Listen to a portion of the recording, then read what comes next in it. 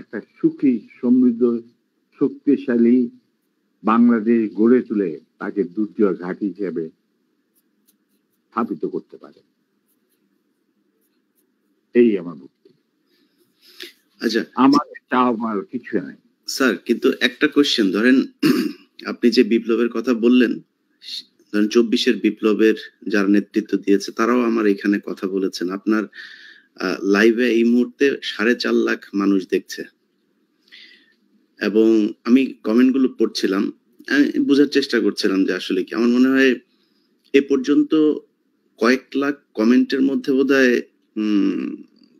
10টা কমেন্ট পড়েছে আপনাকে গালি দিয়েছে বা আমাকে গালি দিয়েছে। এত জনপ্রিয় একজন মানুষ, আপনি দেশ থেকে চলে যেতে হলো কেন স্যার? সেই কাহিনীতে এই মুহূর্তে যাওয়া ঠিক হবে কি? মাফ করে দিয়েছি। জিয়া রহমান আমাদেরই একজন ছিলেন।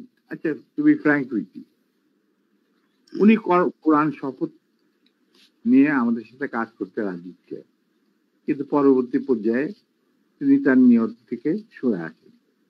তার জন্য তো আমরা দায়ী নয়, উনি দায়ী। এবং যদি ভালো করে থাকেন সেটা প্রাপ্য তিনি হয়তো পেয়েছেন, যদি খারাপ করে থাকেন সেটা আমাদের সাথে না চলায় যদি তার কিছু খারাপ হয়ে থাকে তার জন্য তো আমরা দায়ী নই। তবে হ্যাঁ, একটা সময়ে আমি যখন চিনেছিলাম রাষ্ট্রদূত দূতাবাসে, তিনি আমার বাবা কিন্তু জিয়া রহমানের ক্যাবিনেটের সিনিয়র মিনিস্টার পদে নিযুক্ত ছিলেন। কারণ আমার বাবা মনে করতেন যে আমরা জিয়া রহমান সব এক, কিন্তু উনি ভেতরে খবর জানতেন না। জিয়া রহমান যখন দেখলো যে তিনি সেনা পরিষদের প্রায় 4,000 লোককে মেরে ফেলেছেন তার ক্ষমতাকে কুক্ষিগত করার জন্য, আমরা তারপরে যখন তিনি দেখলেন যে তার অবস্থা খুব খারাপ, ভেতরের খবরটা সাধারণ জনগণ দেখে না, সাধারণ জনগণ দেখতে জিয়া রহমান সানগ্লাস, ব্রেবন, গঞ্জি, কাঁধে কোদাল বসে আছেন, এই সময়।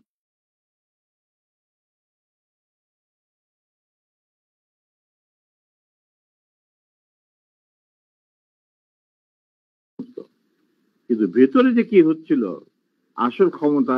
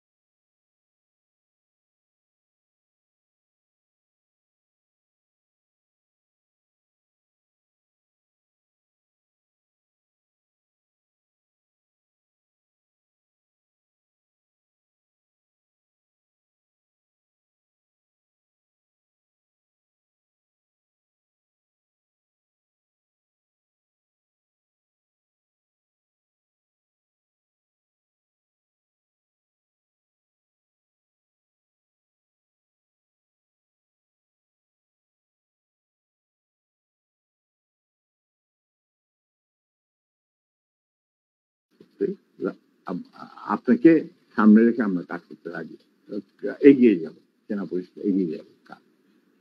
তখন বললেন যে আমি রাজি।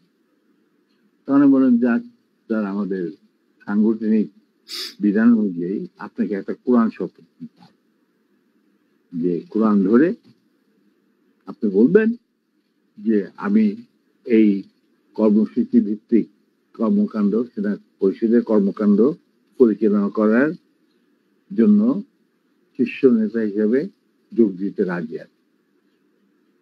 উনি উজু করে আসলেন, কোরআন শরীফ রাখা হলো, তার উপর হাত রাখলেন, আমি ওর হাতের উপর হাত রাখলাম, তারপরে এই শপথ উনি দিলেন। তবে একটা শর্ত থাকতো ওনার তরফ, যে যতদিন পর্যন্ত রাষ্ট্রীয় ক্ষমতায় আমরা না যেতে পারবো ততদিন পর্যন্ত সেনা পরিষদের সাথে আমার যে কোনো সম্পর্ক আছে সেটা প্রকাশিত করা যাবে না। আমরা আমরা সবাই পরামর্শের মাধ্যমে বললো শুধু তুমি আর নূর এই দুজনের পারমিশন থাকবে আমার সাথে যে কোনো সময় যে কোনো অবস্থায় যোগাযোগ করা।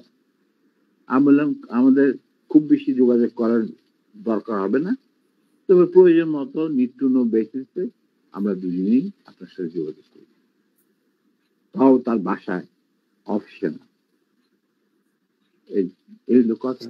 তার মানে তার সেই শপথ তো আপনি রাখলেন না, আপনি মনে করলেন যে আমাদের বিদেশিরা এই ছিড়ায় ছেটায় আপনার আন্ডারেই, সরকারের আন্ডারে থাকবো আমরা বিভিন্ন দূতাবাসে, আপনি আপনার যাদেরকে আপনি বিশ্বাসযোগ্য মনে করেন তাদের নিয়ে আপনি রাষ্ট্র চালাচ্ছেন, চালান। আমরা তো কোনো রকম বিরোধিতা করি নাই, আপনার করবো। আজ আপনি আমার বাবার সামনে বলছেন যে তোমরা let us forget and forgive and start afresh। রাজনীতিতে বা রাজনীতি হলো দাবা খেলা। দাবা খেলায় একটা চাল দিয়ে চাল আবার পিছনে নেওয়া যায় না, চালের আগে আপনাকে চিন্তা করতে হয়, কিন্তু একবার চাল দেওয়ার পর আর সেটাকে ফেরত নেওয়া যায় না। আপনি how can we start afresh? এটা সম্ভব নয়। এভাবে আমাদের মিটিং শেষ হয়ে যায়। আপনাদের ওই 25 বছরের পরিকল্পনাতেই কি শেখ মুজিবকে ক্ষমতাচ্যুত করার পরিকল্পনা ছিল? অবশ্যই। শেখ মুজিব কি? Sheikh Mujib was a major player to implement the Indian design over Right, right, G sir. কিভাবে তুমি দেশে মানে জাতীয়তাবাদী ভিত্তিতে নিজের সংস্কৃতি, নিজেদের ঐতিহ্য ভিত্তিতে, নিজেদের ধর্মীয় চেতনার ভিত্তিতে তুমি বাংলাদেশ বানাবে কিভাবে? How it is possible? এটা এই প্রশ্নটা তো আমার মনে হয় তোমার করাই উচিত ছিল না। এটা করার উচিত ছিল না কেন, এটা করলাম আপনার মুখ থেকে শোনানোর জন্য। এটা শুনলে হয়তো অনেকেই মনে করতে পারে যে আওয়ামী লীগ হয়তো এটা নিয়ে কথা বলবে যে জিয়াউর রহমানও তাহলে তাকে ক্ষমতাচ্যুত। আমি কিন্তু এখানে হত্যা করার কথা বললাম, আমি বলেছি ক্ষমতাচ্যুত।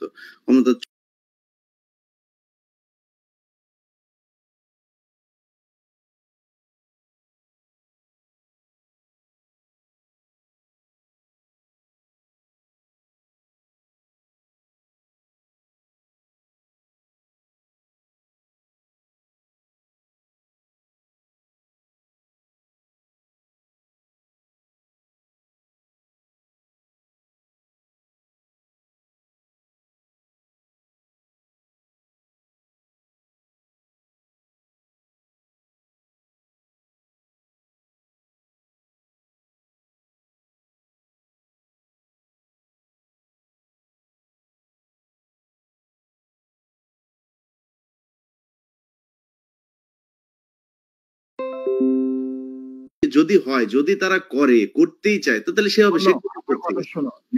জি sir. I am very straight. কারণ আমার নানারা সব ছিলেন আলিগড়, তারাই প্রতিষ্ঠা করতে মুসলিম লীগ নওয়াজ সাহেবের নেতৃত্বে। I come from a political family. My father was the GS of Dhaka University. ঠিক আছে?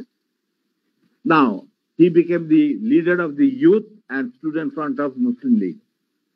ওনারাই গিয়া বিলেত থেকে নিয়ে আসছিল জিন্নাকে to provide leadership. তাদের এক পয়েন্ট এজেন্ডা, মুসলমানদের যেন স্বাধীন দেশ চাই, no other thing.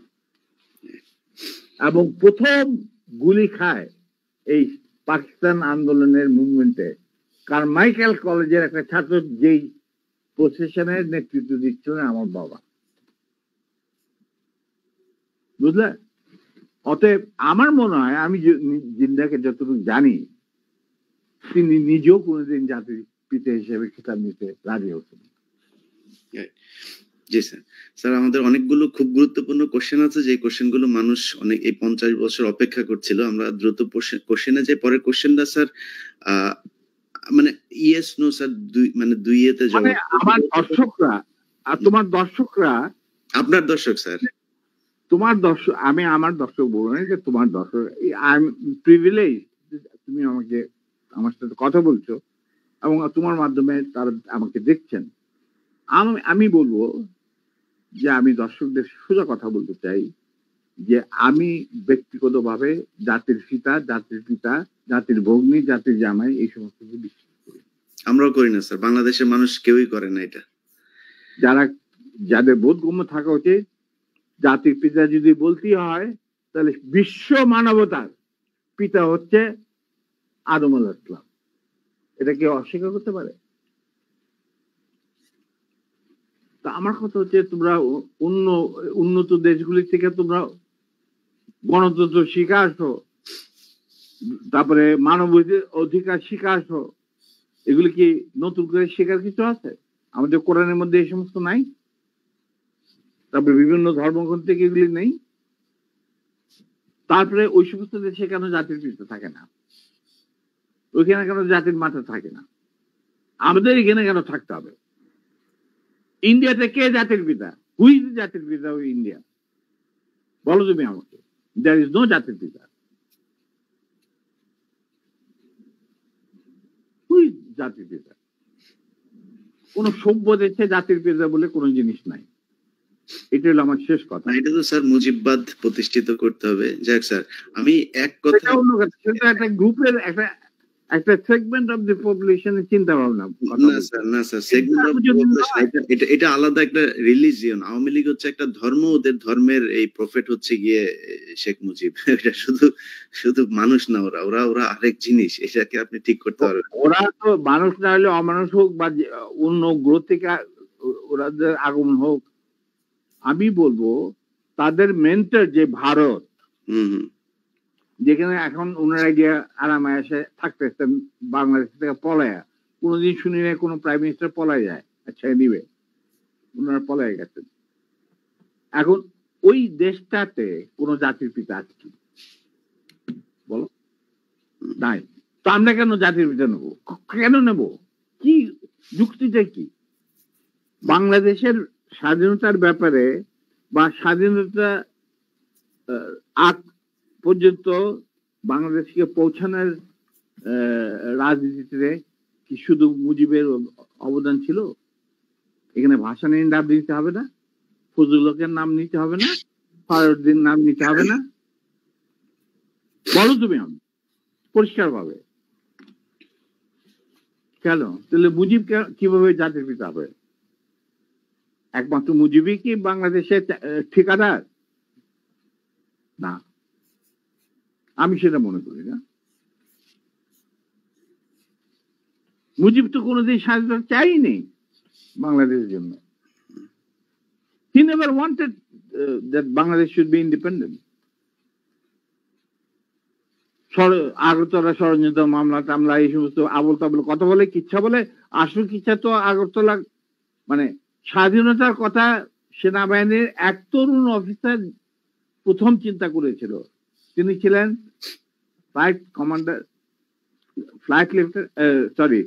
Commander বুয়ার্জন Hossain, Pakistan নেভির চৌকুশ officer.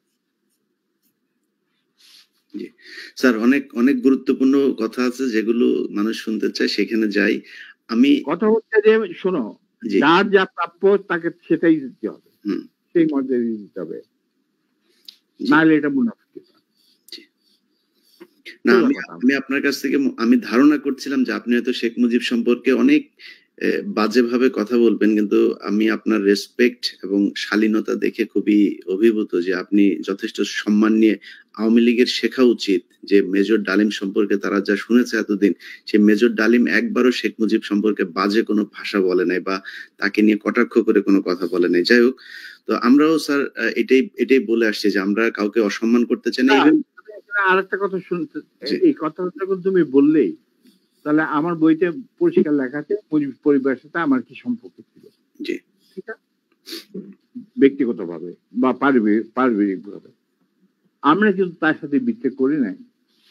আমাদের যখন চাকরি থেকে বের করে দিলেন উনি পিওন আইনের মাধ্যমে, ওই যে বিচার করলেন গাজী গোলাম মোস্তফার ঘটনাকে কেন্দ্র করে, আমরা মেনে নিলাম। উনি নিজে রাখলেন আমাকে আর নূরকে। স্যার, এটা আমার এই কোশ্চেন একটা, এই কোশ্চেনটা তাহলে করে ফেলি। আপনার ওয়াইফকে অপহরণ করেছিল এই শেখ মুজিবের, তারপর গোলাম মোস্তফার ছেলে, এরা কামালের বন্ধু বান্ধবেরা, এটা না, গাজী গোলাম নিজে নিজে ছিল। নিজে আচ্ছা। তো হ্যাঁ, নিজে। আপনার স্যার, আপনি এটার বিচার চেয়েছিলেন শেখ মুজিবের কাছে, আপনি আমার বউ continue করেন। জি, কন্টিনিউ করেন স্যার এবার। হ্যাঁ, যে আপনি বিচার, আপনি প্রাইম মিনিস্টার, কারণ ঘটনাটা কি ছিল স্যার? ঘটনাটা কি ছিল স্যার, একটু শুরু থেকে বলুন। এটা একটা মানে মজার ঘটনা। আচ্ছা, তুমি শুনতে চাও? তুমি তো আমার বইতে লেখা আছে যদিও। সবাই শুনতে চায় স্যার, সবাই, আমি একা না, সবাই শুনতে চায়। ঘটনাটা হচ্ছে, আমার এক খালাতো বোন, তার নাম তাহমিনা। তার বিয়ে ঠিক করেছিলাম আমি আর নিম্মি কর্নেল রেজার সাথে, যে আমাদের চেয়ে জুনিয়র চাকরি। তার সাথে বিয়ে হবে, অনুষ্ঠান হবে লেডিস ক্লাবে। তো দুপক্ষেই আমাদের পরিচিত, অতএব আমরা হলাম রায় মিডিয়া। ঠিক আছে, ঠিক আছে। তখন আমরা কি করলাম, সমস্ত অ্যারেঞ্জমেন্ট আমাদের উপরে দায়িত্ব আসলো। তো কাকে রাখি আর কাকে বাদ দেই, এত মানুষের সাথে পরিচিতি। তো আমরা যাই হোক বেশ ভালোই, প্রায় 2-3 হাজার লোকের মতো লোক ইনভাইট করা হলো, দুই তরফে চলছে বিয়ের আসর। তখন আমার একমাত্র শালা, যার নাম বাপ্পি, ও ম্যাকগিল ইউনিভার্সিটিতে পড়তো, ওখান থেকে ছুটিতে আসছে দেশে। He was also present in the ceremony. আমি আর নিমিত দুই পক্ষের মানে হোস্ট বলতে পারো, সবাই দেখাশোনা করছি। বাপ্পি বসে আছে ছেলেদের যেখানে বসার জায়গা সেখানে।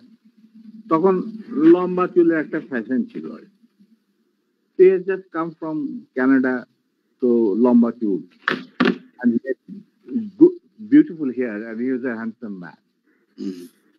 আমার মতো এত খারাপ চেহারার লোক ছিল না। ওটা অনুষ্ঠানের শেষ হওয়ার আগে বলবো স্যার, জি বলেন।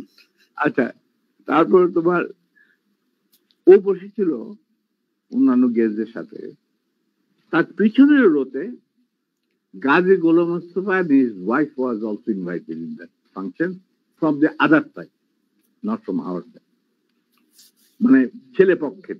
বুঝতে পেরেছি। তো গাজী গোলাম মোস্তফার ছেলেরা আর তার সাঙ্গবঙ্গ পিছনের সিটে, পিছনের রোতে সিটে বসে। তাদের মধ্যে একটা ছেলে বাপ্পির চুল টান দিল পিছু থেকে। তো বাপ্পির পিছনে, ভদ্র মানুষ, বিদেশে থাকে, বিদেশে বড় হয়েছে, পিছিয়ে বললো, কিছু বলে নাই, সামনে আবার ওরা চুল টান দিল। দ্বিতীয়বার টান দেওয়ার পরে বাপ্পি পিছনে তাকে দেখো যে একটা ছেলে হাত সরিয়ে দিল। তখন বলে যে তুমি চুল টান দিয়েছ? বলছে হ্যাঁ। বলে কি কেন? আমরা দেখছিলাম যে এত সুন্দর চুল, এটা কি পরচুলা না আসল? আচ্ছা, চিন্তা করো। সে তখন ইউনিভার্সিটিতে পড়ে, আর এই পুচকের ছেলে তখন বোধহয় স্কুলেও পড়ে না, বা স্কুলে 6-7 ক্লাস হবে। তখন বাপি বলে, বেয়াদব ছেলে, তুমি আর এখানে বসবে না, তুমি অন্য কোথাও গিয়ে বস। ওরা বেরিয়ে চলে গেল। আমরা কিন্তু কিছুই জানি না, মানে আমি আর নিমি এত ব্যস্ত, দুই পক্ষকে দেখাশোনা, খাওয়া দাওয়া চলছে। হঠাৎ দেখলাম দুটা মাইক্রোবাস, রেড ক্রস আর একটা গাড়ি, গাড়ি সবুজ রঙ, গাড়ি আগে, পিছনে দিন মাইক্রোবাস। মাইন্ড ইউ, তখন কিন্তু আমার নিজের personal security guard with wireless মজুদ লেডিস ক্লাবে। আমি তখন কুমিল্লা থেকে আসছি বিয়ের জন্য। তো ন্যাচারালি আমাদের গার্ড নিয়ে চলাফেরা, এটা তো আর্মির নিয়ম, এটা তুমি জানো। আসলো, থামলো, দুইটা মাইক্রোবাস থেকে প্রায় 8 জন ট্রেনগারধারী সাদা পোশাক পরা লোক নামলো, আর ফোকসো গাড়ির থেকে নামলো গাজীগঞ্জ গোলাম মোস্তফা স্বয়ং, তার স্ত্রী কিন্তু উপস্থিত মেয়ে মহলে। উনি গাড়ি থেকে নেমেই চিৎকার করতে শুরু করলেন, মেজর ডালিম কোথায়, মেজর ডালিম কোথায়, মেজর ডালিম কোথায়, বহুতবার বাড়ছে, আর সহ্য করা যায় না। আমি অবাক হয়ে গেলাম, এরকম চিৎকার করছে কে? তখন একটা ছেলে এসে, একজন ট্র্যাক প্লাটুনের একটা ছেলে, কে আমার নামটা মনে নাই, এসে বললো যে, ভাই আপনাকে খুঁজ করতে, এই চিৎকার করতে এই তো গাজী গোলাম মোস্তফা, তার সাথে 8-10 জন ট্রেনগার দাঁড়িয়ে লোক আছে। মাইন্ড ইউ, তখন কিন্তু army was deployed in the whole country to recover illegal arms. আর আমাদের ঢাকার হেডকোয়ার্টার ছিল রেস কোর্স, আমরাও সেই অপারেশনে যুক্ত ছিলাম। যাই হোক, আমি বাইরে আসলাম, আসে গাড়ি গোলাম মোস্তফার সামনে বারান্দাতে, আমি মেজর দাঁড়িয়ে, আপনি আসুন, আপনার বেগম সাহেব তো আছেন ভিতরে, আপনি আসুন, বরবধূকে আপনি দোয়া করে দেন। হারামজাদা বারবার সে আর্মির, আজকে আমি উচিত শিক্ষা দেব। আমি দেখলাম আমার চারদিকে ওই ট্রেনের ঠাকাইলেও প্রায় 4-5 জন মানুষ, আর 4-5 জন খালের দাঁড়িয়ে। আমরা এটা কি, আমি একজন ট্রেন মানুষ, আমার স্কট আছে ওখানে প্রায় 4-5 জন, ওয়্যারলেস আছে, I can call anyone any time, MP unit, যে ইউনিট দরকার হয়। এই কি অবস্থা, একটা বিয়ে বাড়ির মধ্যে এরকম একটা হুলস্থুল কাণ্ড। আপনি দেখেন কিছুই কি ব্যাপার, কি আপনি আজকে তো উত্তেজিত করেন, আমি তো জানি না যে এর মধ্যে কি ঘটনা ঘটে। ওগুলো ওঠ, এ উঠা মাইক্রোবাইক, আমাকে ঠেলতে ঠেলতে নিয়ে যাচ্ছে মাইক্রোবাইক।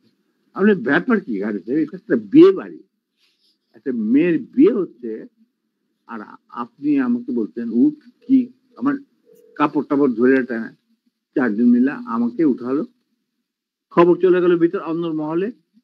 নিম্মি আর আমার শাশুড়ি, আমার খালার শাশুড়ি, মানে কন্যার মা, উনি বেরিয়ে আসলেন।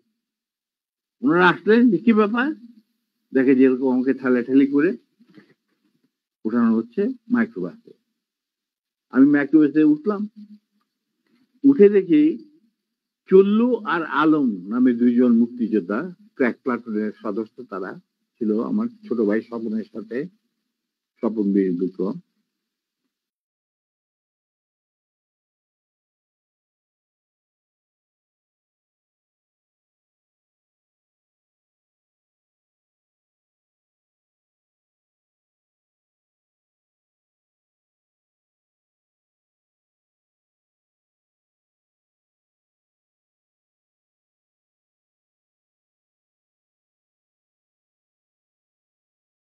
ওকে উচিত শিক্ষা দেবো, ওকে আমি উচিত শিক্ষা দেবো।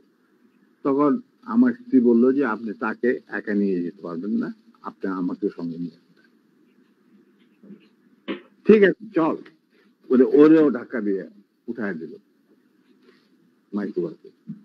তখন আমার খালা বললেন, কাজী সাহেব আপনি কিন্তু বাড়াবাড়ি করছেন, ঠিক আছে, যেখানে আপনি নিয়ে যেতে চান আমিও যাবো সাথে। কাজী কি স্যার তখন ঢাকা আওয়ামী লীগের সভাপতি নাকি? তখন সে আওয়ামী লীগের সভাপতি নয়, he was also the chairman of the Red Cross, আচ্ছা, জি। বুঝতে পারলাম। শেখ মুজিবের সবচেয়ে প্রিয় লোক সে তখন। সে ঢাকার মধ্যে মানে ঢাকা শহরে সে হলো মুজিবের সবচেয়ে বড় লাঠের সর্দার। অশিক্ষিত মূর্খ মানুষ সাধারণত রেড ক্রসের চেয়ারম্যান হয় না, কিন্তু ওকে বানানো হয় যাতে করে লুটের এই যে রিলিফের মার চুরি চামারি করতে সুবিধা। যাই হোক সেটা অন্য ব্যাপার। তারপরে আমাদেরকে নিয়ে উনি গাড়ি ঘুরে চললেন প্রথম ফার্ম গেট দিয়ে ভিতরে ঢোকার পরে আমি দেখলাম যে আরে সম্পূর্ণ কোথায় চাচ্ছে লক্ষ্মীবাড়ি ক্যাম্পে নাকি। তখন আমি চিন্তা করছি কি করি, এর মধ্যে আমার খালা আর নিমি নিজেদের শাড়ি ছিঁড়ে চুল্লু আর আলমকে ব্যান্ডেজ করে দিয়েছে, যেখানে যেখানে ক্ষত তার দিকে রক্ত ছিল। আমি হঠাৎ বললাম গাড়ি থামাও driver. In the meantime Swapan Bapi ওরা কিছু গেস্টকে বোধহয় নাম বাড়িতে পৌঁছে দেওয়ার জন্য নিয়ে গেছিল গাড়ি করে, বা গাড়ি আসছিল না, দেরি ছিল কিছু, ওরা উপস্থিত ছিল না। তো আমি বললাম গাড়ি থামা, ড্রাইভার গাড়ি থামা দিল। আমরা তখন আমার গাড়িতে প্রায় 4 জন ট্রেন গানধারী লোক, তাদের একজনকে বললাম যে তুমি গিয়ে ওই সামনে যে গাড়ি গোলাম মোস্তফা বসে আছেন, কাজী গোলাম মোস্তফা সাহেবকে বলেন নাই কিনা আসেন। Somehow that man with train guard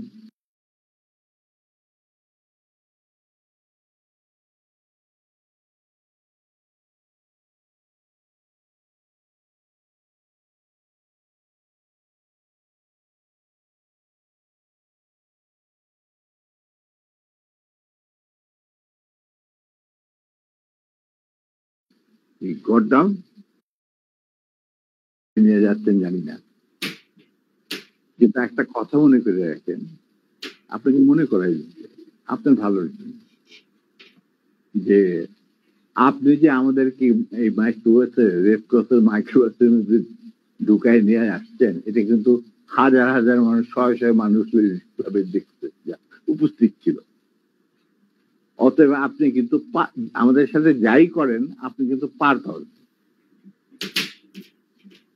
এইটা শোনার পর গাজি গেল একটু ঘাবড়ায়, যে তাই তো আমি যে উঠাই নিয়ে আসছি এটা তো সবাই দেখছে।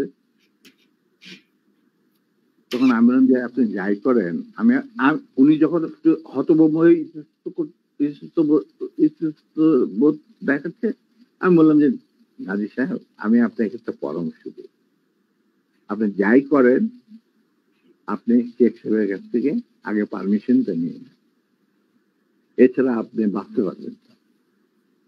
এর মধ্যে আমার ছোট ভাই স্বপন বীর বিক্রম ফেরত আসছে লেডিস ক্লাবে, বাপ্পি ফেরত আসছে, ওরা শুনলো যে এই ঘটনা ঘটছে, ওখান থেকে সোজা স্বপন চলে গেল এমপি ইউনিটে ঢাকা ক্যান্টনমেন্টে, ওখানে গিয়ে বললো যে এরকম অবস্থা, বিয়ে বাড়ি থেকে কিডন্যাপ করে।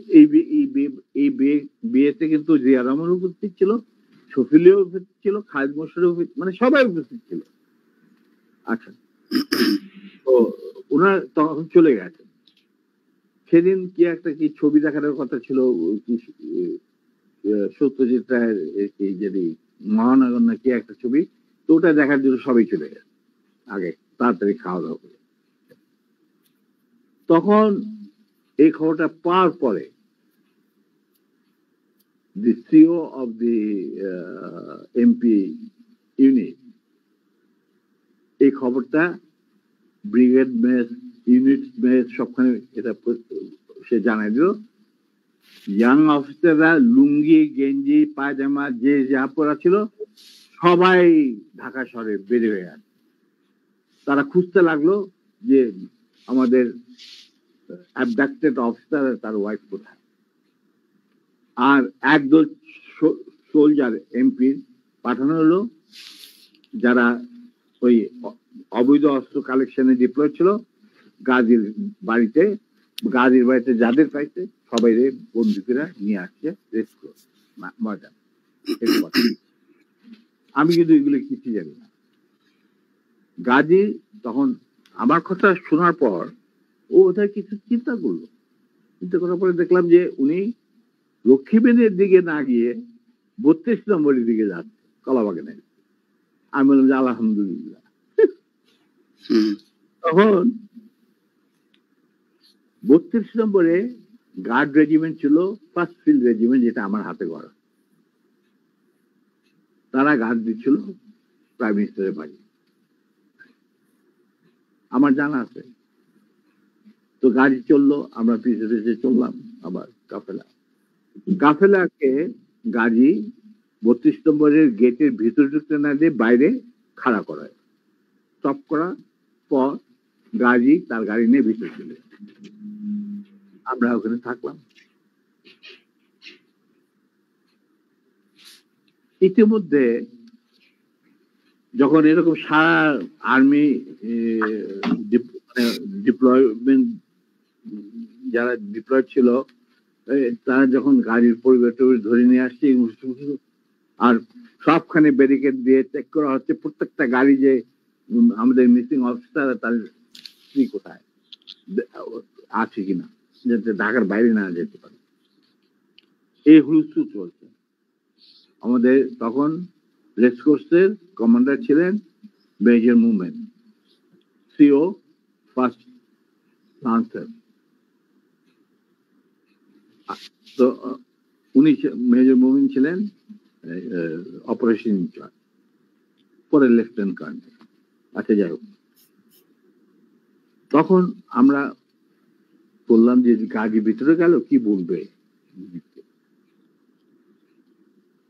ঠিক সেই সময় দেখলাম একটা সাদা টয়টা গাড়ি আসলো, ড্রাইভিং সিটে বসে স্বপন, পাশে বসে আমার বোনের জামাই লিটু, আবুল খায়ের লিটু, যে নাকি বেঙ্গল গ্রুপের মালিক, বিরাট ধনী ব্যবসায়ী। ওই সালমান রহমান তোমানের সাথে সবাই একটা। যাই হোক, ওরা দুজন, আর এসপি মাহবুব সঙ্গে। এসপি মাহবুব ছিল মুজিবের খুবই বিশ্বস্ত একজন কিলার, মানে তাকে যে সমস্ত এই মানুষ মারা টারা হতো আর কি। ঢাকা জেলার SP SP Mahbub, not major. He was given during the war he was given rank of a captain. Mahbub was a good friend of mine, and anyway, ওদের গাড়ি যখন আসলো, আর গাড়ি থেকে পরে আমি এই গল্প মাহবুবের কাছে শুনছি যে স্বপন এই ক্যান্টনমেন্টে জানানোর পর সে চলে গেল মাহবুবের বাসা। মাহবুবের কিন্তু সেই বিয়েতে আসার কথা। তো সে ওয়্যারলেসে জানাইছে যে আমি মানিকগঞ্জ থেকে ফিরছি, খুব সহসাই আমি বিয়ে বাড়িতে আসছি, এটা আমার দেরি হবে। স্বপন চলে গেছে তার বাসায়। সে থাকতো মিন্টন রোডে, মানে ক্লাস 1 গ্যাজেটেড অফিসারদের জন্য একটা এনক্লেভ আছে, তুমি হয়তো জানো, দেখেছো কিনা জানি না। তখন বাংলো ছিল, এখন বোধহয় মাল্টি ফ্ল্যাট, ওই ইন্টারকনের সাথে। তো সেখানে মাহবুব থাকতো একটা। তো ফ্ল্যাটে লিটু আর স্বপন গিয়ে উপস্থিত হয়েছে। ঠিক সেই মুহূর্তে মাহবুব was getting ready to come to marriage ceremony, Manikganj থেকে ফিরে আসছে। উপরে এটা দেখা যায় মাহবুব কাপড় টাপড় পরতে, চুল আছে। তখন লিটু আর স্বপনকে দেখে বললো যে কি ব্যাপার, তোমরা এখানে কেন? আমি তো আসছি, আমি তো বলছি তোমাদের জানাইছে, আমার অফিস থেকে জানানো হয়েছে, জানানো হয়নি যে আমি দেরি হবে মানিকগঞ্জ।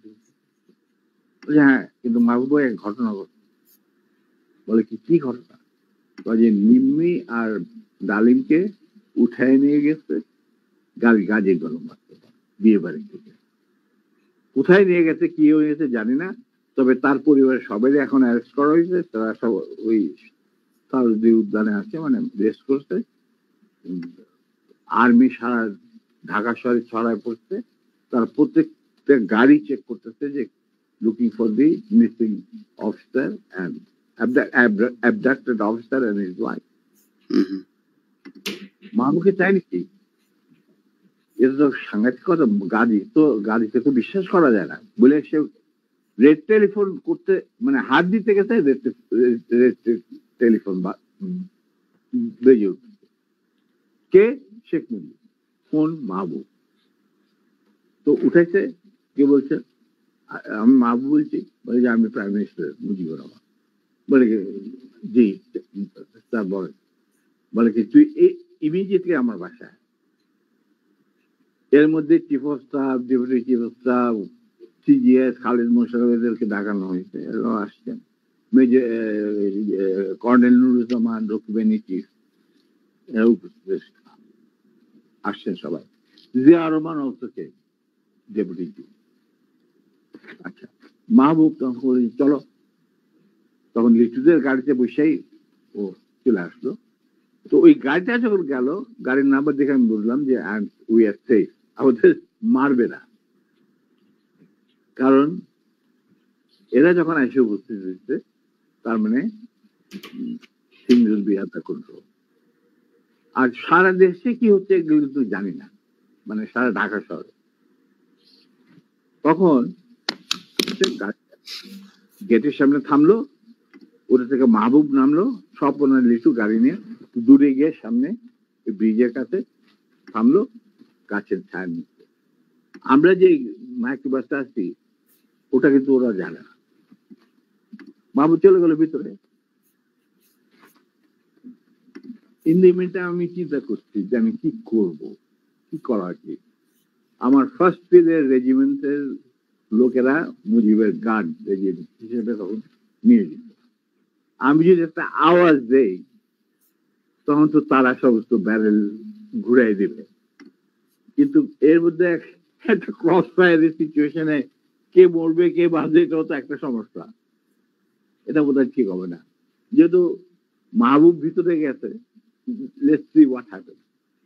কিছুক্ষণের মধ্যেই মাহবুব, আমি দেখলাম যে মাহবুব না, শেখ কামাল, রেহানা, তারপরে শেখ জামাল, বেগম মুজিব নিচে গেটের বাইরে এসে আমাদেরকে খালাম্মা টালাম্মা চলার অসুবিধা, মানে রক্তাক্ত চুল্লু ওদের দেখে তো ওরা ঘাবড়ায় গেছে।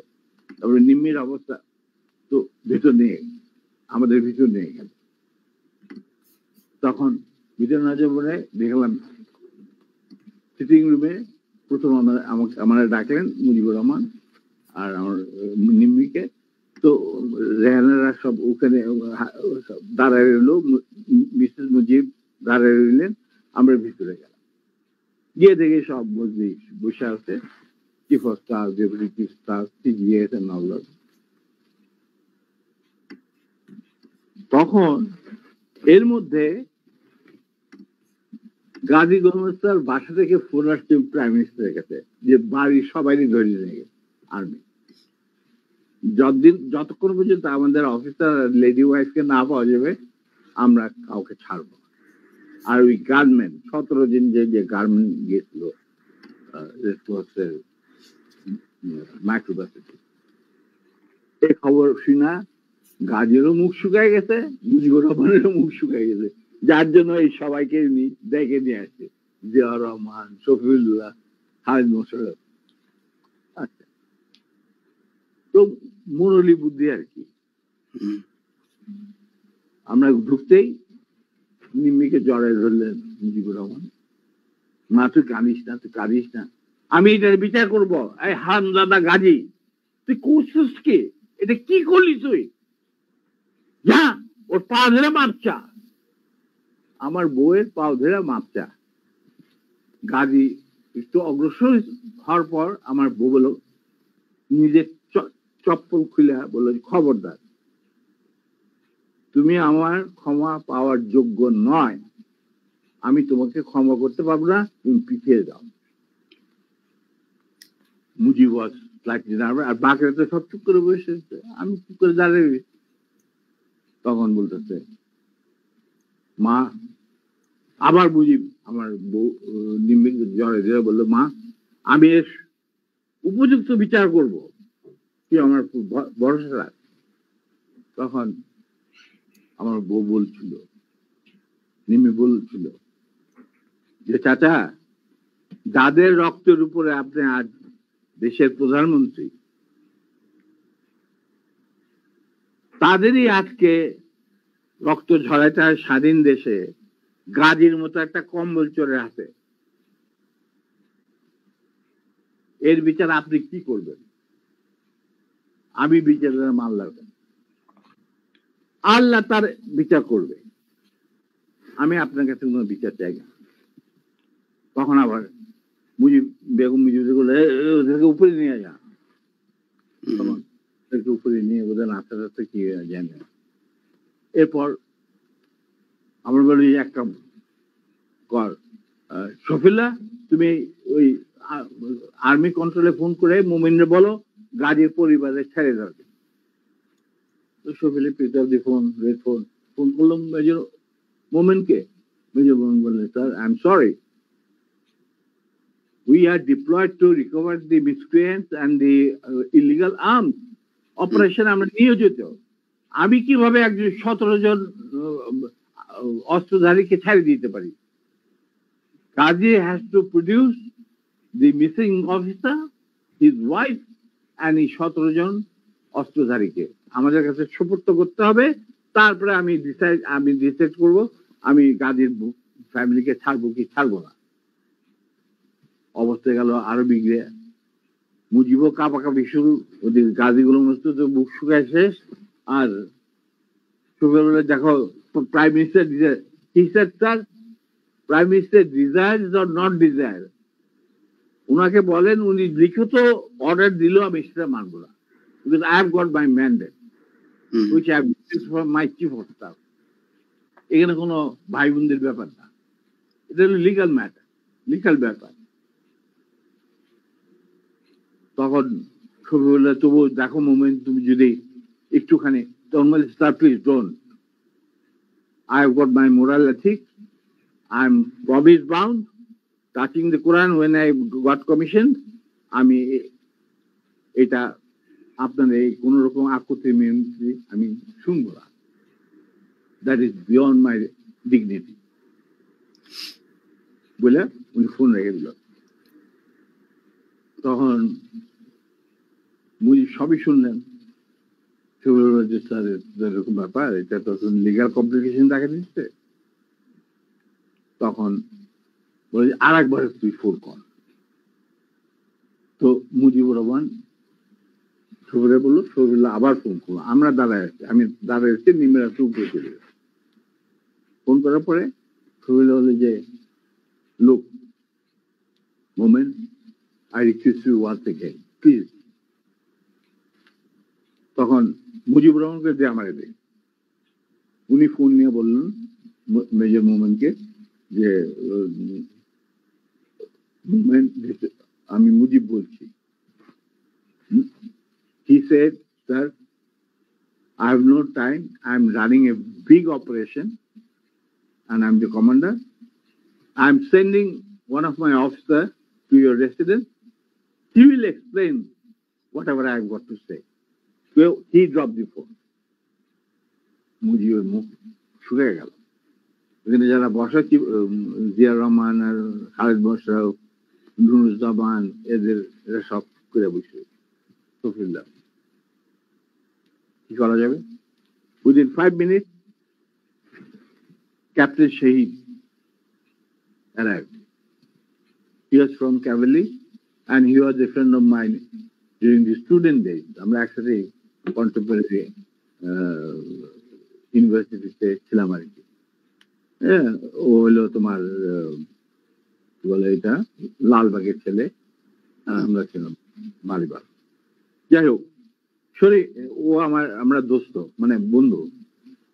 তো ক্যাপ্টেন, হি ওয়াজ এ রিপেটেড অফিসার এনিওয়ে। তো শহীদ আসছে, আসার পরে তখন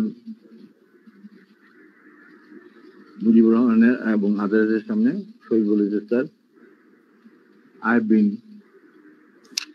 ordered to come and convey the message loud and clear to you that it is a legal matter.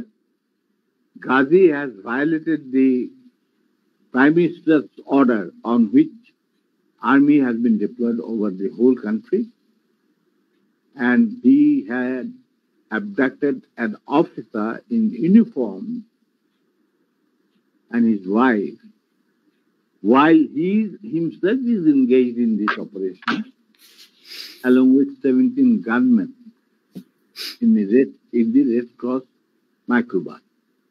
Now, যেহেতু আমরা deployed আছি to recover the illegal arms, the commander said, no way, Ghazi and these 17 people has to be surrendered to him, and then legal proceedings will start according to the law. দেশে emergency চলছে, আমাদেরকে prime minister খুব ঝুঁকিপূর্ণ দায়িত্ব দিয়েছেন, আমরা আমাদের যথাসাধ্য চেষ্টা করে যাচ্ছি। তখন বলে স্যার, আমার আর কিছু বলার নেই, আপনার যদি কিছু বলার থাকে আমাকে বলা হয়েছে শুনে আমাদের কমান্ডারকে জানান। না, ঠিক আছে, তুমি যাও বাবা। তো শহীদ চলে গেল। এরপর শেখ মুজিব আমাকে বললো, তুই মাফ করে দে। আমি স্যার, আমি তো বললাম।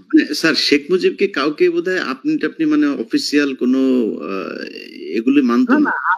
আমাকে তুই করে বলতো, কারণ আমার একটা পারিবারিক সম্পর্ক ছিল তো। না, উনি তো মাহবুবকেও তুই করে বলতো, গোলাম মোস্তফাকেও তুই করে বলতো, শফিউল্লাহকেও তুই। আমি জানি না, কিন্তু আমাকে উনি তুই করে বলতেন। আমি তো ওর থেকে যে কোনো সময় গিয়ে ডাক্তার যাইতাম, খাবার খাইতাম বসে। কই মাছ পছন্দ করতেন, ওই ওনার চৌবাচ্চা সবসময় বড় বড় কই মাছ থাকতো, আরামসে খাইতাম, চলন বিলে কই মাছ, কোনো অসুবিধা নেই। আমার তো গতিবিধি ছিল খুবই খোলা, মানে আমি যে কোনো সময় যাইতে পারতাম, যে কোনো সময় ডাকলেই চলে যেতাম। উনি প্রায় ডাকতেন আমাকে আর্মির খবর না। তো এখন উনি বললেন, ঠিক আছে দাঁড়েন, যা, আমি বিচার করব। আমি তো এই আমার গাড়ি বাইক করে ওরা বাসায় পৌঁছে দিয়ে, ওরা নিবে এদেরকে বাসায় পৌঁছে, মানে মারতে দিই। আমি স্যার, নট নিডেড, বাইরে স্বপন আছে, আরো 2-4 দিনের মধ্যে আসে পড়ছে, গাড়ির কোনো অভাব নাই, আমরা চলে যাব, আপনার গাড়ি দেওয়ার দরকার নেই। বলে কেন, শোনো এক কাজ, গাড়িগুলো তুই যাবি এদের সাথে বিহার, বাকি কাজ যে সম্পূর্ণ হয় নাই সেটা সম্পূর্ণ করার সম্পাদন করার জন্য। নিমি বলল, খবরদার, তুমি আর লেডিস ক্লাবে ঢুকার তোমার কোনো অধিকার নাই, তুমি সেটা লস করছো, তুমি যাবে না, ইউ উইল নট গো। তখন চুপ, তোমরা চলে যাই। আমরা চলে আসি। আসার পরে কন্যা সম্প্রদানে যে বাকি কতগুলি থাকে না রকম রকম, ওই সমস্ত সম্প্রদান করা হইল। এরপরে 2 দিন পরে আমি কুমিল্লা ফিরে চলে আসবো। হঠাৎ শেখ মুজিবুর রহমান সাহেব ডাকলেন চিফ অফ স্টাফ শফিউল্লাহকে। ডাকার পরে কি কথা ছিল জানি না, উনি ফেরত এসে বললেন যে, Dalim, you can go back to Comilla now, you to তোমার একটা তোমার নিমের ঘটনাকে নিয়ে এর মধ্যে তো অনেক গোলমাল হয়েছে। এটা আমার বইটা আছে, যে কি অবস্থা আর্মির মধ্যে, উত্তেজনা না, অল দিস থিং, এগুলো আমি ডিটেলসে যাচ্ছি না। উনি বললেন যে একটা কোর্ট অফ ইনকোয়ারি করতে হবে। আজব ব্যাপার, দোষ করলো গাজী, কোর্ট অফ ইনকোয়ারি হচ্ছে আমার। তা আমি বললাম যে ঠিক আছে স্যার, কোর্ট অফ ইনকোয়ারি করতে করেন। তা আমি কুমিল্লা যা বন্ধ হলো। এরপরে আর আমার কুমিল্লায় যাওয়া হয়নি। উনি কি করলেন, হঠাৎ একদিন, না এরপরে আমি কুমিল্লাতে ফেরত চলে গেলাম কোর্ট অফ ইনভেস্টিগেশনে। কুমিল্লায় থাকা অবস্থায় হঠাৎ একদিন ঢাকা থেকে ফোন আসলো যে 13 জন না অফিসারকে আর্মি থেকে বাদ দেওয়া হয়েছে। ইনিশিয়ালি 65 জন অফিসারকে এনলিস্ট করা হয়েছে, আর প্রথম যে 7 জন অফিসার লিস্ট বাড়িয়েছে পিও 9, প্রেসিডেন্সিয়াল অর্ডার 9 একটা ছিল তখন। কোন কারণ দর্শনের বেঁচে রেখে আপনি যে prime minister was entitle to sack anyone from the service, এবং সংসদ সদস্যদেরকেও। হ্যাঁ, তো P1 এটাকে বলা হয়তো প্রেসিডেন্সিয়াল অর্ডার নাম্বার 9, পিও 9। তো ওই পিও 9 এর আমাদের আমি আর আমার নাম প্রথম, তারপরে নূর, বাকি 5 জন। তো নূর, আমি এই ঘটনা যখন ঘটে খবরটা আমি ঢাকা থেকে পাই রাত্রেবেলা। সেদিন আমার বাড়িতে একটা পার্টি ছিল কুমিল্লাতে।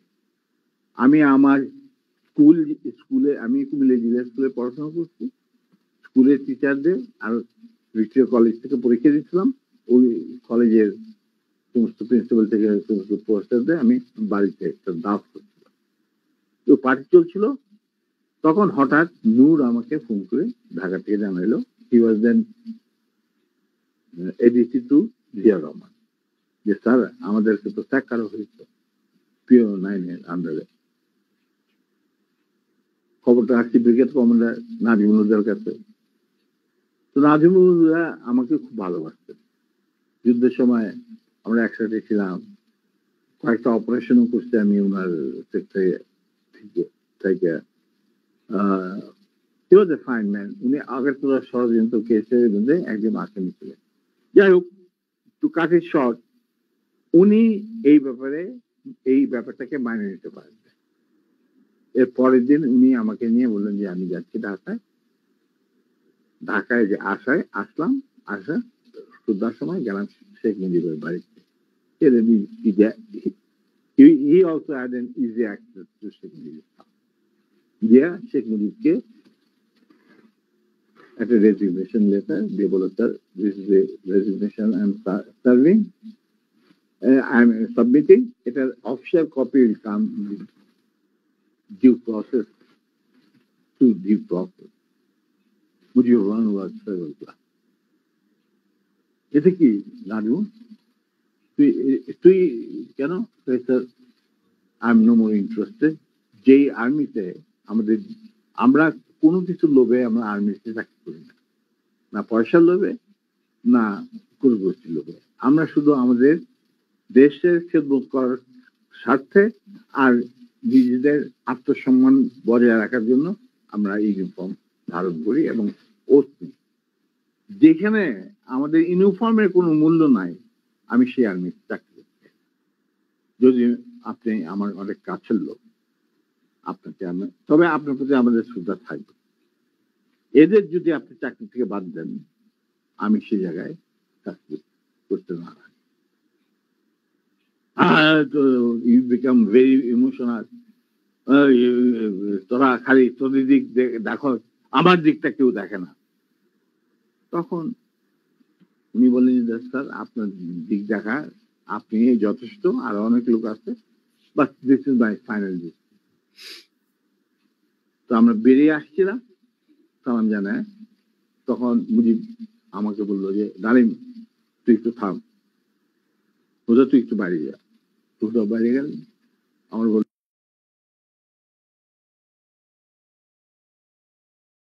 যে তুই আর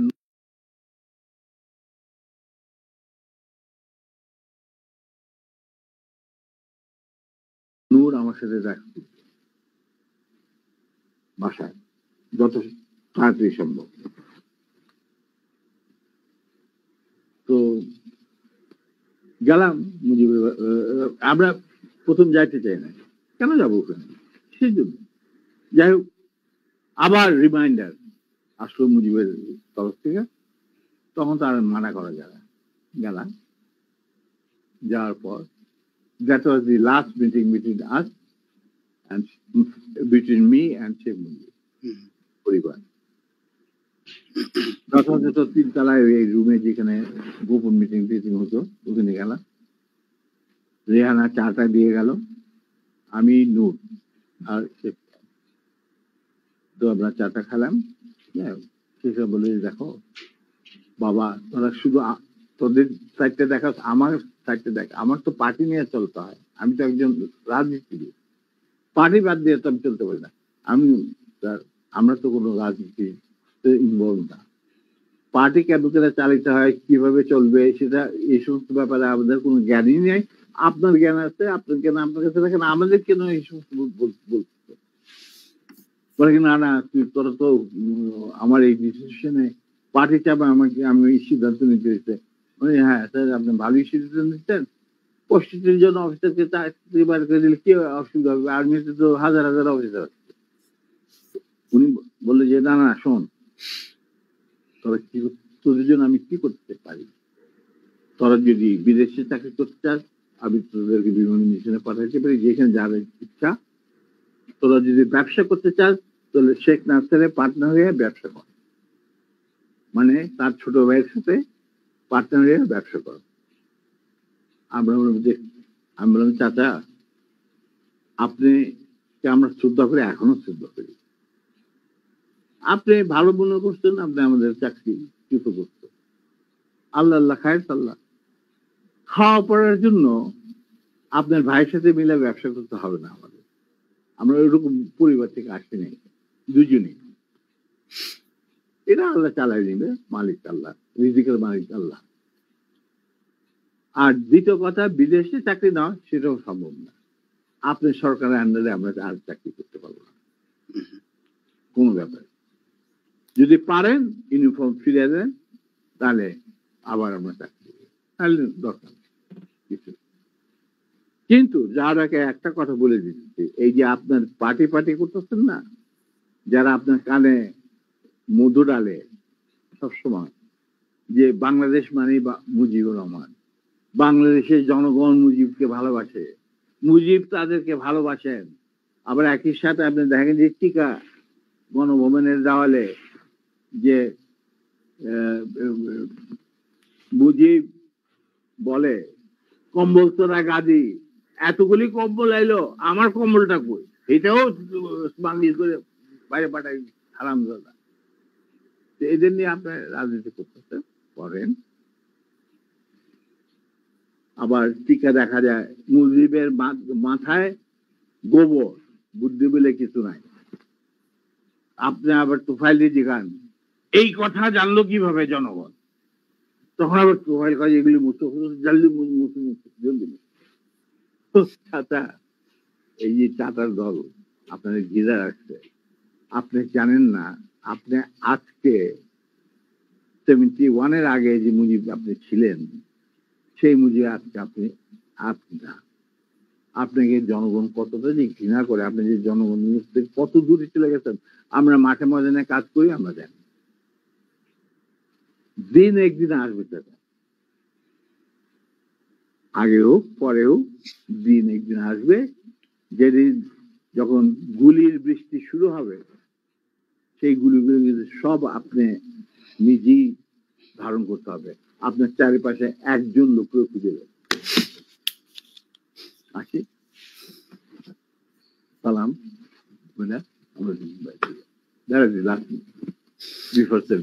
স্যার আপনার অ্যাসিস্ট্যান্ট যারা আছে তারা আমাকে একটু হারি আপ করতে বলছেন। আমি এক কথা একটা কোশ্চেনের উত্তর নেই, যে শেখ মুজিব বেশি খারাপ মানুষ ছিল না শেখ হাসিনা বেশি খারাপ ছিল স্যার? দেখো, অ্যাকচুয়ালি শেখ হাসিনা তো তখন খুবই ছোট, তার সাথে তেমন একটা ইন্টারাকশন ছিল না, বিয়ে হয়ে গেছে ওয়াজেদের সাথে। কিন্তু আমি দেখতাম যে প্রত্যেকদিন রাত্রেই মায়ের খেতে খেতে আইতো মুজিব, আমার বেগম মুজিব খাওয়াইটা এবারে পাঠাই দিত। আচ্ছা, তখন সে ছাত্র রাজনীতির মধ্যে কিছু চলছিল, তেমন বিশেষ কিছু না। ওর চেয়েও বড় বড় নেতা ছিল মহিলা আওয়ামী লীগে। অতএব আমি এই ব্যাপারে তেমন একটা বলতে পারবো, তবে স্বৈরাচার হিসাবে বলতে পারবো। হ্যাঁ, আমি এটাই বলছি জি স্যার। হাসিনা, এখনকার হাসিনার কথা বলছি জি স্যার। এখনকার Hasina was far more vicious এবং রক্ত পিপাসু than her father. এটা বলতে আমার কোনো, মুজিব বীজ বপন করেছিল এক নায়ককে ফেলে এসেছে। আর সেইটাকে 16 বছরে পাকাপোক্ত করতে ভারতের সাহায্যে হাসিনা, এবং সে তার চেয়েও বেশি বাংলাদেশে ক্ষতি করতে, বাংলাদেশের লোকে মারতে, গুম করতে, আয়না ঘর, সেই ঘর, ফাল, এই সমস্ত। অতএব তার কীর্তিকলাপ মুজিবের তুলনায় হাজার গুণ বেশি। স্যার, মেজর জলিলকে গ্রেফতার করেছিলেন কেন আপনারা স্যার? কে? মেজর জলিলকে কেন গ্রেফতার করতে হলো? সে আমাদের একজন সহজ, মানে সমমনা সেনা মেম্বার ছিলেন। ওনাকে বন্দি করছিলেন, মূল কারণ ছিল ওই ভারত যে 16,000 কোটি টাকার জিনিসপত্র চুরি করে লুট করে নিয়ে গেছিল বাংলাদেশ থেকে, যেটা পারমিশন দিয়েছিল মুজিব সরকার, মানে তাজউদ্দিন সরকারের মুজিব সরকার। তার বিরুদ্ধে he was the man who spoke out, যে আমি একটা জিনিস বনগা দিয়া কোনো ট্রেন যাইতে দেব না। সেই জন্য তাকে অ্যারেস্ট করছিল। পরে বসে মুক্তিযোদ্ধাদের আমাদের চাপে ছাড়িয়ে দিতে পারছিল।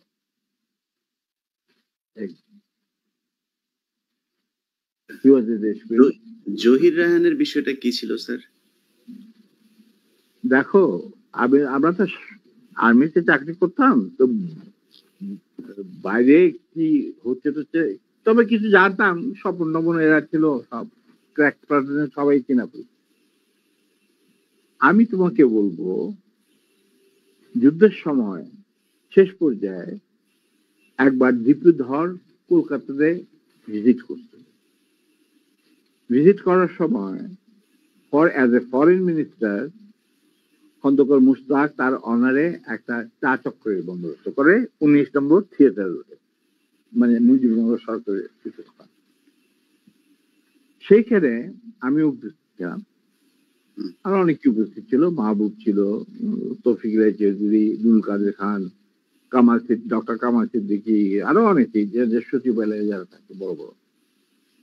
সেখানে আমরা জটলা পাঠায় তখন কথাবার্তা বলছিলাম যে 90 স্বাধীন বাংলাদেশ কিভাবে গড়ে তোলা যাবে। বিভিন্ন জন বিভিন্ন রকম কথা, বিভিন্ন অঙ্গনে কি করতে হবে না হবে, এই সমস্ত আলাপ হচ্ছিল over the cup of tea. আর ডিপি ধর ঘুরে ঘুরে প্রত্যেক গ্রুপের কাছে গিয়ে শুনছিলেন যে কি কথাবার্তা হচ্ছে। একসময় আমরা যখন কথাবার্তাতে লিপ্ত, ডিপি ধর আমাদের কাছে আসলেন। আসা তখন আমরা ডিসকাস করছি যে বাংলাদেশের ইকোনমি কিরকম হবে, ইকোনমিক পলিসি কি হবে, কৃষি ক্ষেত্রে কি হবে, চিকিৎসা ক্ষেত্রে কি হবে, এই সমস্ত ব্যুরোক্রেসি কিভাবে রিবিল্ড করা হবে। তখন ডিপি ধর আমাদেরকে, আমরা নোটিস করে নিই যে সে এসে দাঁড়িয়েছে, সে আমাদের কিছু করে, boys, gentleman, listen to me, you don't have to bother about all this. You will just go back to independent Bangladesh and rest of the thing will be taken care of by us. এই কথার সাথে যদি তুমি একটু relate করার চেষ্টা করো, তাহলে জহির রহমান, যেহেতু উনি একটা মুভি বানাচ্ছিলেন অপকীর্তি, মানে সকল মুক্তিযুদ্ধের উপরে, মানে আওয়ামী লীগের অপকীর্তি এবং কিভাবে ভারতকে দেশ বেঁচে দেওয়ার খেলা চলছে, এই ব্যাপারে উনি একটা ভিডিও বানাচ্ছিলেন। অতএব তাকে ডাইকে নিয়ে গিয়ে মারা ওই মিরপুরে, এটার সাথে একটা সাদৃশ্য তো খুঁজে পাওয়াই যায়, যদিও এটা প্রমাণিত নয়। স্যার, যুদ্ধে 30 লক্ষ মানুষ মারা গিয়েছে, নারী সম্ভ্রম হারিয়েছিল পাকিস্তানি মিলিটারিরা। 30 লক্ষ তো নয়, শোনো, এই 30 লক্ষ কথাটা জন্ম নিল কেমনে, সেটার ইতিহাস বোধ হয় আবার বই মেঝে লেখাতে। আমি তোমাকে আবার স্মরণ করার জন্য তোমার ছোটদের বলছি, মুজিব যখন ইংল্যান্ড, মানে লন্ডন হয়ে ইন্ডিয়া হয়ে বাংলাদেশে আসবে, লন্ডনে উনি কয়েক ঘন্টা যাত্রা বিরতি করেছিলেন। এগুলি সব অর্গানাইজ করেছিল পাকিস্তান সরকার। তখন তার সাথে দেখা করতে যায় সিরাজ ভাই, বিবিসির বাংলা বিভাগের হেড, আর বাংলাদেশের মিশনের ইনচার্জ রেজাইল করি, ফরেন মিনিস্ট্রি অফিসার, যার সাথে আমিও চাকরি করছি কিছুদিন, ওনার সাথে আমার জানাশোনা আছে। এই দুজন মুজিবুর রহমানের সাথে কাছে যায়, ক্ল্যারিস হোটেলে নিয়ে তারা সবাই বিরতি মানে যত ঘন্টা রেস্ট। তখন মুজিব তাদেরকে জিজ্ঞেস করা, আমি এটা আমাকে সিরাজ ভাই নিজে বলে দেবে। সিরাজ ভাইয়ের সাথে আমার একটা ঘনিষ্ঠতা ছিল আগে থেকে, যখন আমি ছাত্র জীবন ছিলাম। তখন উনি বাংলা বিভাগের ইনচার্জ। ডেভিড ফ্রস্ট আসছে মুজিবের ইন্টারভিউ নেওয়ার জন্য। তো মুজিব তখন সিরাজ ভাই আর এই রেজাইল করিম সাহেবকে আলাদা ডেকে নিয়ে জিজ্ঞেস করতেছে যে সত্যি কি বাংলাদেশ স্বাধীন হয়েছে নাকি আমাদের কোথাও নিয়ে মাইরে ফেলানোর বন্দোবস্ত করা হয়েছে। তখন সিরাজ ভাই ওনাকে বললেন, স্যার মুজিব ভাই, বাংলাদেশ স্বাধীন হয়েছে, আপনি যাইতেছেন as a prime minister of Bangladesh, কিন্তু আপনি ইন্ডিয়া হয়ে যাচ্ছেন কেন সেটা আমরা বলতে পারবো না, এটা আপনার সিদ্ধান্ত। তখন বলছে ক্ষয়ক্ষতির, তখন তো ইন্টারভিউ নিব, তো ক্ষয়ক্ষতি কত? তো যে সবকিছু মিলে প্রায় 3 লক্ষর মতো। 3 লক্ষ। এখন 3 লক্ষরে তারপরে শেষ বাজে পরে আমাকে বলতেন যে আমি কোনদিন ভাবতে পারি না যে মুজিব ইংরাজিতে ডেভিড ফ্রস্টের সাথে কথা বলবে। আমরা বলছি যে উনি বাংলাতে কথা বলবেন। ডেভিড ফ্রস্ট পরে তর্জমা করে নেবে।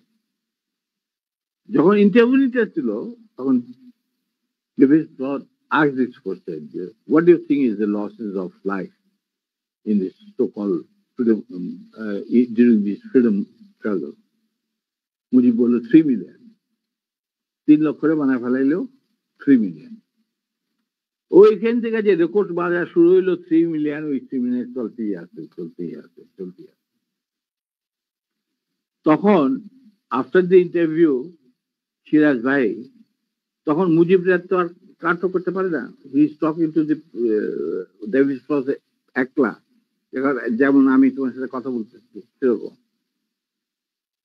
After the interview was over, Mujib went to retire into his bedroom.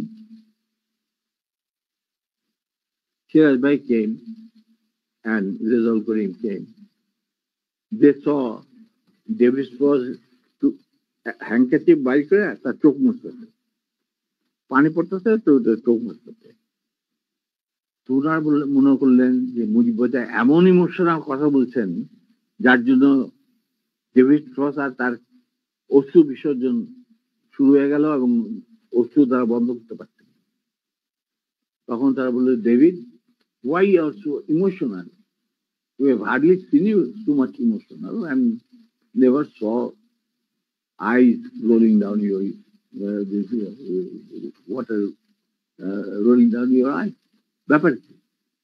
তখন ডেভিড ফ্রস্ট বলল, মুজিবের ইন্টারভিউতে আমি কান্নাছি না, the way he was rogering my mother tongue, আমি ওইটার জন্য আমার চোখ দিয়ে পানি পড়ছে। মানে ইংরাজি ভাষাটাকে তিনি এত বিকৃত ভাবে বলছেন যার জন্য আমার চোখ দিয়ে পানি পড়তে বাধ্য হইল।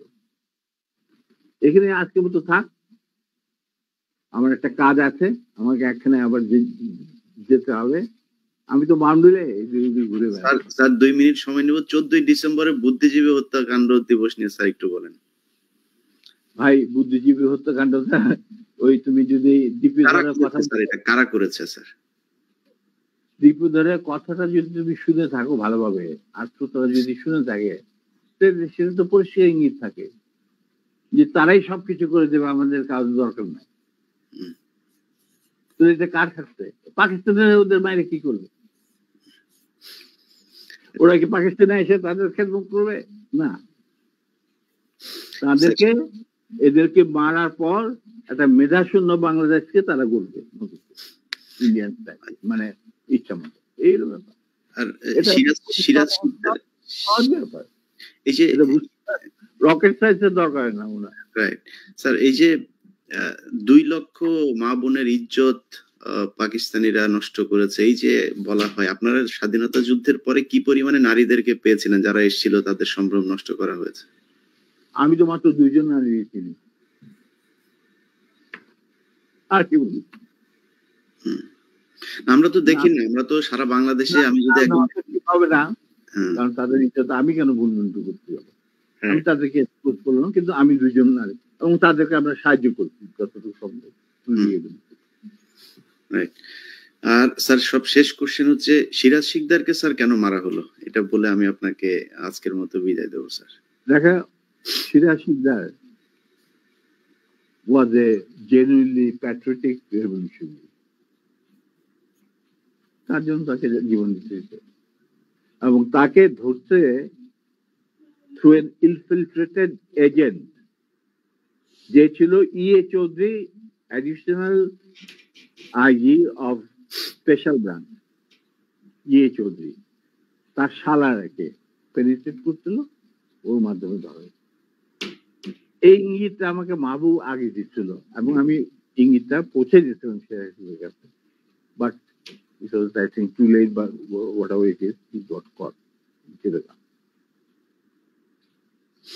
স্যার মাঝখানে একটু বোধহয় অসুস্থ যাচ্ছে আপনার শরীর, এর আগে 2-3 বছর আগেও আপনার মাসেল টাসেল একদম 6 প্যাক টেক ছিল, শরীর কেমন স্যার? আপনাকে জিজ্ঞেস করা হয়নি।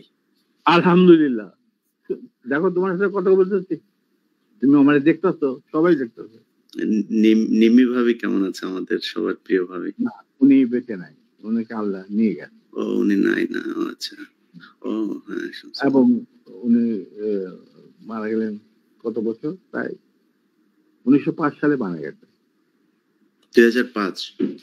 হ্যাঁ, কারণ she was not allowed to take any treatment. She was under house arrest. 1996 মধ্যখানে খালেদা জিয়া ক্ষমতা এসেও তার পাসপোর্টটা দেয় নাই। Yes. Then when she was free, he fought legal battle and got her passport. কোনো ইয়া করে না, তো সমজ করে না। যদিও Kamal Siddiqui wanted to do that, যে ম্যাডামের সাথে একবার দেখা, আমি ম্যাডামের সাথে দেখা করবো। যাই হোক, legally he got it back, she got it back. তখন it was the 4th stage of cancer. তো যখন তোমার 4th stage ক্যান্সার চলে যায়, তখন সেই যুগে কোন চিকিৎসা করতে পারে। আমি অনেক জ্ঞান নিয়ে গেছি, আমি কি করতে পারি। যাক, প্রিয় দর্শক, মেজর আমাদের প্রিয় এই জাতির সূর্য সন্তান ডালিম, আপনাকে অসংখ্য ধন্যবাদ। আমরা 50 বছর পরে হলেও অন্তত আপনার কথা শুনতে পেরেছি, এটা আমাদের জন্য অনেক বড় পাওয়া। আজকে আমার চ্যানেলে আমি সবশেষ দেখেছি 8 লাখ মানুষ একসাথে দেখছিলেন। আমার মনে হয় এই রেকর্ড বাংলাদেশের ইতিহাসে আর কখনোই হবে কিনা জানি না। শুধু ভিডিও দেখা না, বাংলাদেশের মানুষের কাছে আমার অনুরোধ থাকবে, উনি মাঝে একটু কথা বলেছেন যে শেখ মুজিব, ওনার স্ত্রীর সাথে গাজী গোলাম মোস্তফা, যিনি কিনা শেখ মুজিবের এই লুটপাটের সহযোগী, ঢাকা জেলা আওয়ামী লীগের সভাপতি ছিলেন এবং রেড ক্রসের প্রেসিডেন্ট বানিয়েছিলেন, একজন খুব সৎ বিচারপতিকে সরিয়ে দিয়ে তাকে বসিয়েছিলেন এই চেয়ারে। তো এই শেখ মুজিবের মুখের কথা এবং কাজের মধ্যে কতটা তফাৎ, সেটা ওনার একটা বক্তব্যে শুনলেন। ওনার স্ত্রীকে তুলে নিয়ে গেলেন, আবার ওনাকে চাকরিচ্যুত করেছিলেন।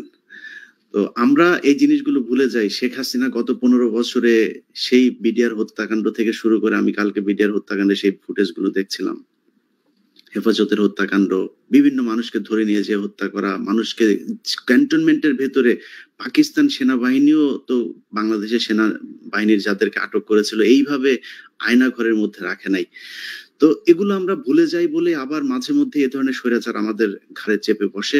আমার মনে হয় আমাদের এই দাবিটা তুলে আনা উচিত যে আমরা মেজর ডালিম বীর উত্তম, তাকে আমরা ফেরত চাই। এবং বাংলাদেশ সরকারের কাছে আমার অনুরোধ থাকবে, বিশেষ করে বিএনপির কাছে আমার অনুরোধ থাকবে যে মেজর ডালিমের কাছে আমি অনেক দিন ধরেই এই অভিযোগটা শুনছিলাম যে মেজর জিয়াউর রহমান সাহেব ওনাদের প্রতি সুবিচার করেন নাই, এবং আজকে বেগম খালেদা জিয়া আছেন, তারেক রহমান আছেন, আপনাদের কাছে অনুরোধ থাকবে ভারতের সাথে মিলেমিশে থাকতে চেয়ে তাদের অনুকম্পা পেয়ে ক্ষমতায় থাকবেন। এই স্বপ্ন যতবার দেখবেন ততবারই 21শে আগস্টের মতো, ততবারই 10টা আগস্ট মামলায় যেভাবে আপনাদেরকে ফাঁসানো হয়েছে এভাবেই ফাঁসতেই থাকবেন। সো আপনাদের একটা পক্ষ নিতে হবে। বাংলাদেশের মানুষ এই ভারতকে কতটা ঘৃণা করে এবং পাকিস্তানকে কতটা পছন্দ করে সেটা আজকের এই মেজর ডালিমকে নিয়ে আমার যে অনুষ্ঠান সেটা প্রমাণ করে দিল। এবং মেজর ডালিমরা সরাসরি তো তারা শেখ মুজিবের হত্যার সাথে জড়িত, উনি সেই হত্যায় জড়িত ছিলেন কিনা না ছিলেন আমি সেই কোশ্চেন করিও না, সেটা কোনোদিন করব না, কিন্তু সেই পক্ষে উনি কাজ করেছেন এবং শেখ মুজিবের বিপক্ষে উনি ছিলেন এবং শেখ মুজিবের ক্ষমতাচ্যুত করার পক্ষে উনি ছিলেন। সেই আমি মেজর ডালিম বলছি, সেই বক্তব্যের মধ্যে দিয়ে আমরা প্রমাণ পেয়েছি। কিন্তু আজকে এই মেজর ডালিম যদি নাকি সেই কাজটা না করতো তাহলে বাংলাদেশ কোথায় যেত, কি হতো, সেটা আমার মনে হয় একটু চিন্তা করে তার প্রতি ন্যায় বিচার করা উচিত। এবং সেই সম্মানটা যদি শেষ বয়সে জনাব মেজর ডালিমকে আমরা যতটা ইয়াং ম্যান হিসাবে দেখছি, ওনার বয়স 80-র উপরে, আপনার 85 তাই না স্যার? না 75। যাক 75 বছর বয়স। তো 75 বছর বয়স অনেক বয়স। উনি দেখতে অনেক ইয়াং, যদিও খুবই নিজের শরীরের প্রতি উনি খুব যত্নবান, এখনো জিম করেন নিয়মিত। তো আমার মনে হয় যে এই মানুষটার এখনো বাংলাদেশকে দেওয়ার অনেক কিছু আছে। আর যাই হোক, তারা কখনো বাংলাদেশের পক্ষে কাজ করবে না। আমি তারেক রহমান এবং বেগম খালেদা জি আপনাদের কাছে অনুরোধ থাকবে তার ব্যাপারে একটু সদয় হবেন, এবং আমার বিশ্বাস যে তাকে যদি যথাযথ সম্মান দেওয়া হয় তাহলে তিনি আবারও দেশে যে এই দেশের হাল ধরবেন। বীর যোদ্ধা, আপনাকে অসংখ্য ধন্যবাদ। আপনার অনেক ব্যস্ততার মাঝে আমাদেরকে সময় দিয়েছেন। যদি জাতির উদ্দেশ্যে আর কিছু বলার থাকে। হ্যাঁ, শেষ কথা, প্রথমত আমি তোমাকে ধন্যবাদ জানাচ্ছি।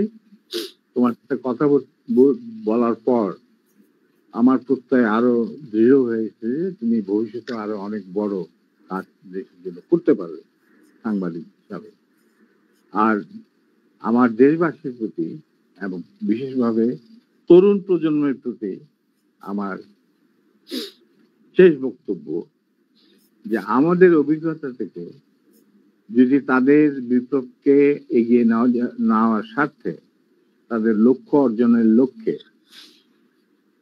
কোনো কিছু অবদান আমরা রাখতে পারি তারা মনে করেন, তাহলে আমরা পিছু পা হব না।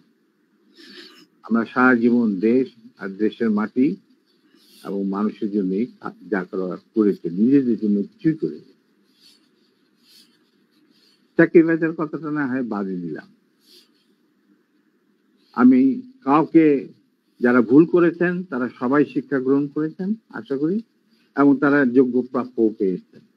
অতএব আমি তাদের কথাও বলতে চাই না।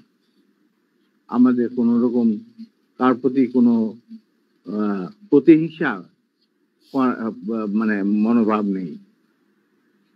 যার মতো কাজ করেছেন আল্লাহ তার বিচার করবেন, এবং বিচার হয়ে গেছে, কিছু বিচার বাকি রয়ে গেছে, তা আল্লাহ করবেন। এবং আমরা যা কিছু করেছি সেটাও আল্লাহরই হুকুমে হয়েছে। এরকম মেজর ডালিম হয়তো অন্য কেউ হতে পারত। এটি আমার শেষ কথা। আমি তোমার মাধ্যমে তোমার যারা আমার এই কথা শুনছেন তাদের সবাইকে আন্তরিক ধন্যবাদ। জি, প্রিয় দর্শক, আমরা মেজর ডালিম সম্পর্কে আমরা ছোট্ট একটা প্যাকেজ তৈরি করেছি, এটা দেখে শেষ করব আজকের অনুষ্ঠান। আজ এক জীবন্ত কিংবদন্তির অজানা গল্প শুনবে বিশ্ববাসী। পৃথিবীতে এমন সাহসী সূর্য সন্তান শতাব্দীতে খুব একটা জন্মায় না।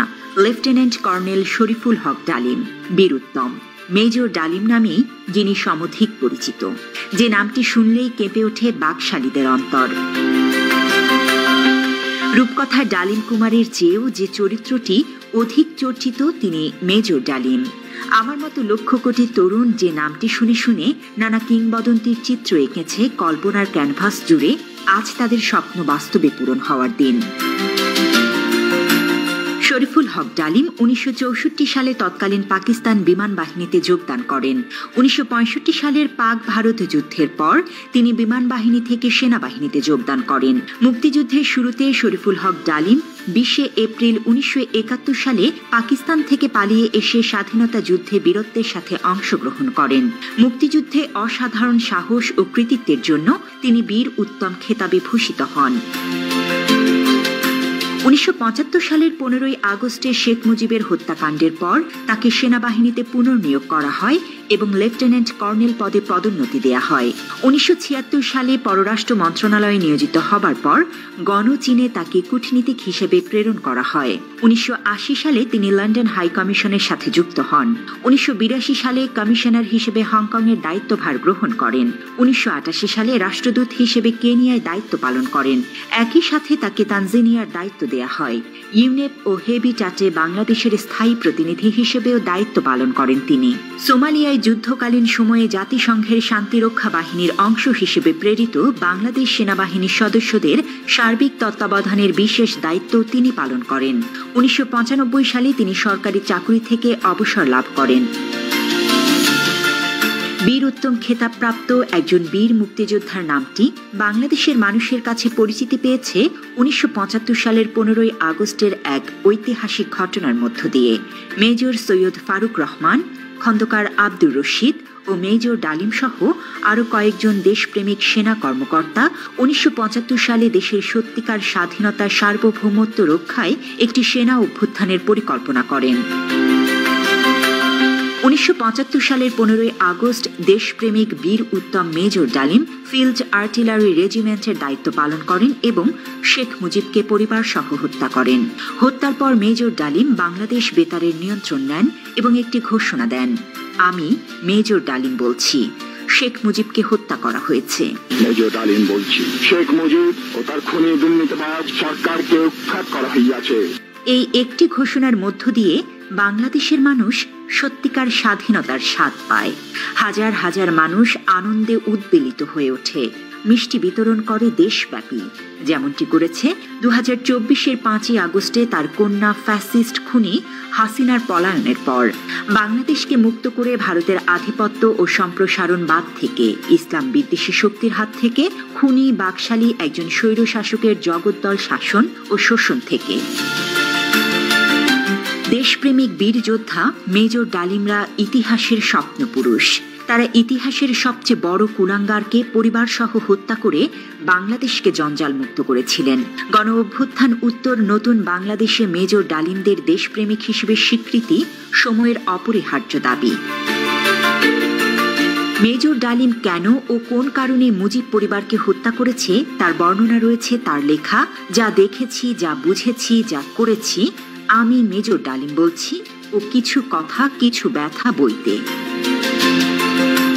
যারা শেখ হাসিনার দুঃশাসন দেখেছেন কিন্তু শেখ মুজিবের দুঃশাসন দেখেননি, তাদের কাছে হয়তো ডালিম অজানা শত্রু। বাবা এবং কন্যা এ জাতিকে যেভাবে ভয়ঙ্কর দুর্বিষহ যন্ত্রণা দিয়েছেন তা হয়তো ইতিহাসের পাতায় সেভাবে কেউ বর্ণনা করেনি। গত 15 বছর মানুষ হাসিনার হাত থেকে বাঁচতে চেয়েছিল, কিন্তু কেউ ডালিম হয়ে উঠতে পারেনি। 75-এ যদি ডালিম ফারুকরা না থাকতো, হয়তো জাতি আজ আরো ভয়ঙ্কর পরিণতি ভোগ করত। গত 15 বছর ধরে বাংলাদেশের 18 কোটি মানুষ একজন ডালিমের অপেক্ষায় ছিল। 24-এ ছাত্র জনতা এক একজন ডালিম হয়ে উঠেছিল বলে আমরা মুক্তি পেয়েছি। বাংলাদেশের সেই সাহসী বীর আজ আমাদের সামনে। আজ সরাসরি তার মুখ থেকেই শুনুন 15 আগস্টের সেই কালজয়ী রাতের ঘটনা ও পূর্বাপর।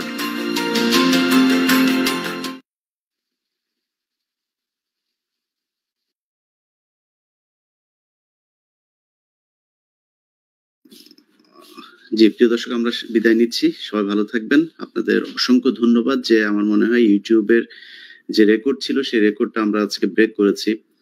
এর আগেরটা বোধহয় 6 লাখ কত অথবা 7,50,000 এরকম, আমরা আজকে সেটা ব্রেক করেছি। অর্থাৎ পৃথিবীর ইতিহাসে ইউটিউবের সর্বোচ্চ সংখ্যক মানুষ আজকে মেজর ডালিমের এই লাইভটি দেখেছেন।